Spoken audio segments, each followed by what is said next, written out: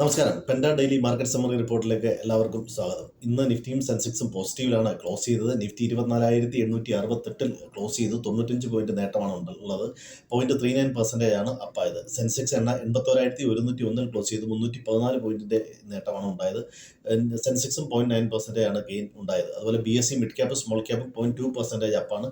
സെക്ടറുകൾ നോക്കിയാൽ IT ഇന്ന് 2.8%, FMCG 0.5% gain നേട്ടത്തിൽ അവസാനിപ്പിച്ചപ്പോൾ ഓയിൽ ആൻഡ് ഗ്യാസ്, റിയാലിറ്റി, ഓട്ടോയിലൊക്കെ ഇന്നൊരു പ്രോഫിറ്റ് ബുക്കിങ്ങും ഇന്ന് വന്നു. ഇൻഫോസ് ആണ് പ്രധാനമായിട്ടും ഐ ടിയുടെ മുന്നേറ്റത്തിൽ ലീഡ് ചെയ്തത്. ഒരു അവസരത്തിൽ 5% പ്ലസ് ആയിരുന്നു.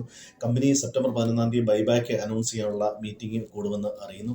അതുപോലെ അമേരിക്കൻ മാർക്കറ്റിൽ താരിഫ് റിലേറ്റഡ് ഇഷ്യൂസ്, ഇതിനു മുമ്പ് മൂഡിയുടെ CEO ആയ മാർക്ക് സാൻഡിയൊക്കെ ഈ താരിഫ് റിലേറ്റഡ് ഇഷ്യൂ അമേരിക്കയിൽ വീണ്ടും ഇൻഫ്ലേഷൻ കൂടുന്നതിനിടയാക്കും, അതുപോലെ അമേരിക്കൻ എക്കോണമിയെ തന്നെ ഒരു റിസഷനിലേക്ക് തള്ളിവിടും എന്നുള്ള തരത്തിലൊരു കമന്റ് രേഖപ്പെടുത്തിയിരുന്നു. എന്നാൽ പോലും അമേരിക്കൻ്റെ ഇൻഡെക്സ് ആയ നാസ്ഡാക്ക് ഇപ്പോഴും ഓൾ ടൈം ഹൈ ലെവലിലാണ് ക്ലോസ് ചെയ്യുന്നത്.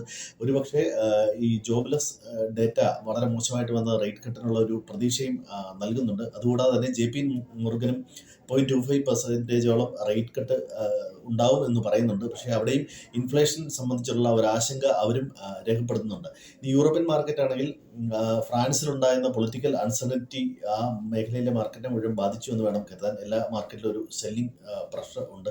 അതുപോലെ തന്നെ അമേരിക്കൻ മാർക്കറ്റിലും ഇന്ത്യൻ മാർക്കറ്റിലും ഇൻഫ്ലേഷൻ ഡേറ്റ ഈ ആഴ്ച തന്നെ വരും. മാർക്കറ്റ് വളരെ ശ്രദ്ധയോടുകൂടിയാണ് ഇൻഫ്ലേഷൻ ഡേറ്റ വാച്ച് ചെയ്യുന്നത്. റേറ്റ് കട്ടിന്റെ കാര്യത്തിലും ഈ ഇൻഫ്ലേഷൻ വളരെ നിർണായകമായ ഒരു ഘടകമാണ്. മറ്റൊന്ന്, ജിയോ ഫിനാൻഷ്യൽ സർവീസ് ജർമ്മൻ കമ്പനിയായ അലയൻസുമായിട്ട് ഒരു JV ഫോം ചെയ്തിട്ടുണ്ട്. ഇതൊക്കെയാണ് പ്രധാനപ്പെട്ട മാർക്കറ്റ് റിലേറ്റഡ് ന്യൂസ്. ഈ താരിഫ് റിലേറ്റഡ് ഇഷ്യൂസും അതുപോലെ അമേരിക്കയിലെ ഇൻഫ്ലേഷനുമായിട്ട് ബന്ധപ്പെട്ട ന്യൂസും വരുന്ന ആഴ്ചകളിൽ എൻ്റെ മാർക്കറ്റിൻ്റെ ഗതി നിർണ്ണയിക്കും.